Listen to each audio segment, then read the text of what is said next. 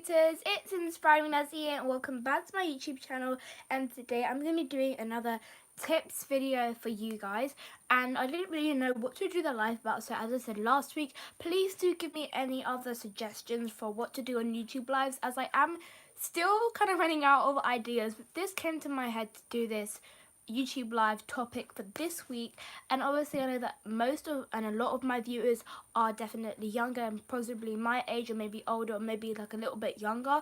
So stress is something that we all deal with, whether it comes from, I don't know, whether it comes from just doing your normal stuff, or maybe it's coming from school, or maybe just coming from something that you really love to do and it's not turning out the best way that you would like it to. So I'm going to be showing you guys 3 ways on how you guys can release stress and stop you guys from getting more stressed out. Obviously, I do promote being positive, obviously, but I am positive normally. But sometimes I do get really stressed and it can break you down a lot. I've been in that moment where everything just kind of crumbles down and you kind of just go into like a mental breakdown basically.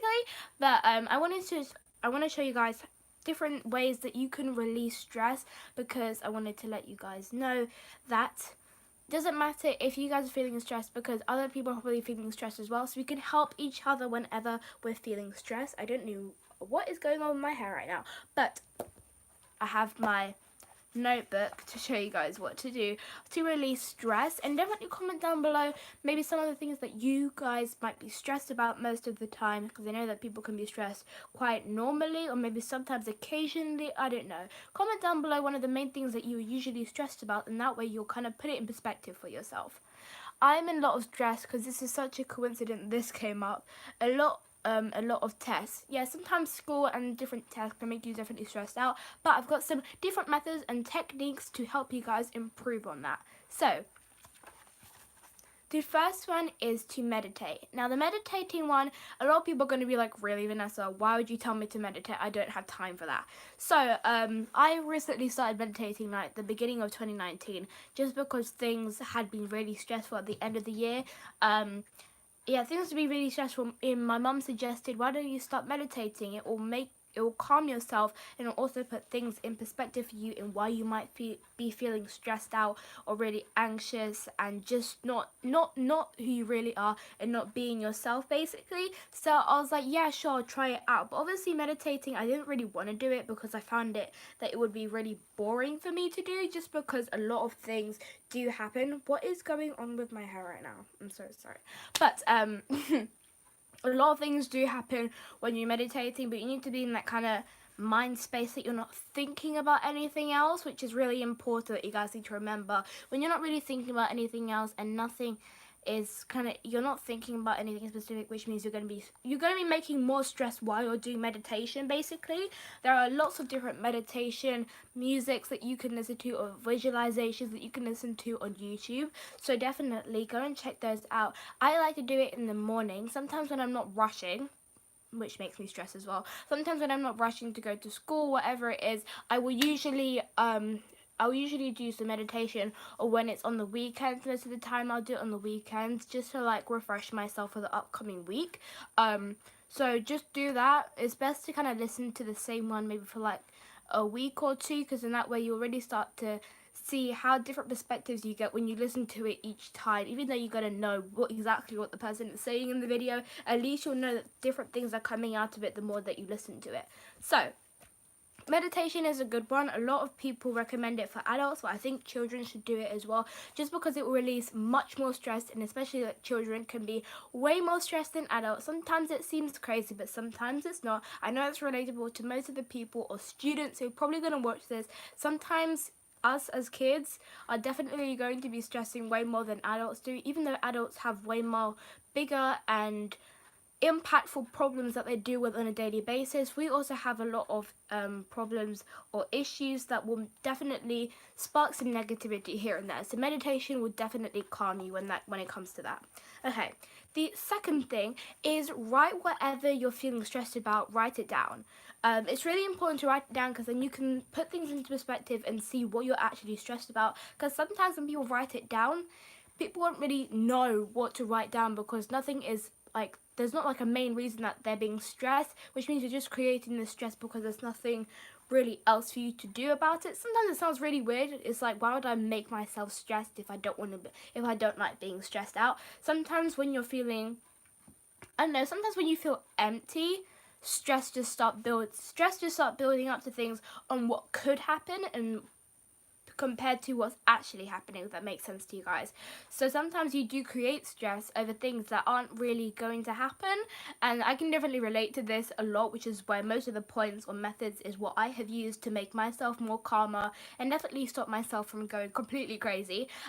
It's really important to write the things down, because then you can see what is actually making you being negative, what is actually putting you in a bad mood, what is actually making you really stressed out. And the more that you write those things down, the more calmer you're going to feel about it, because it's so bad to bottle things up. I've learned this so much over the different things that have happened to me in my life, and definitely linked to my story. Things do get bottled up really fast, and they will usually stay bottled up for a really long time.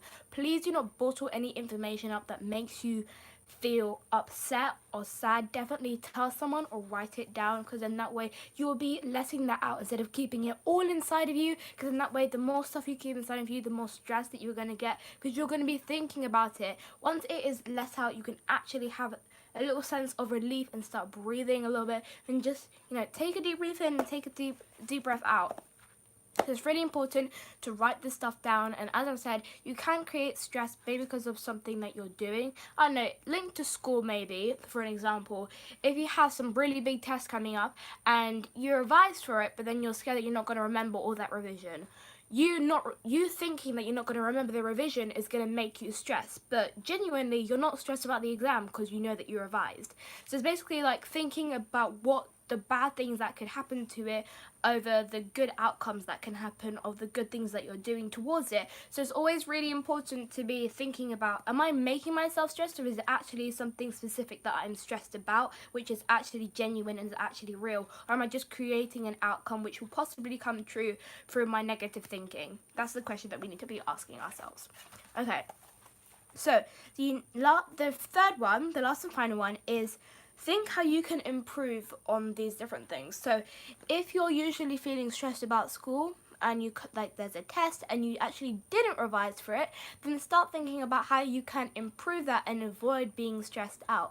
So you know that the reason why you're stressed out is because you didn't revise and you want to get a good grade. So the next thing, if there's another big test coming up, to avoid being stressed, you will start to revise more and start to feel more confident when you go into your test, and you will start getting higher grades, for an example. I don't know, if it's like, if you guys do sports or whatever it is, and there's this new thing and you didn't train that much for it, which means you didn't get the best outcome that you were really expecting for yourself to reach. So the next thing that you do when there's a next big thing coming up, I don't know if you're in the performing arts industry or maybe the sports industry or anything that you want to do which is part of what you love doing, and if you need to do training for it and you don't, then next time then there's a big show, or I don't really know what to call it, if there's a big game, then you will start to do training more, so then you know that you will be winning next time, or you will be improving your skills next time.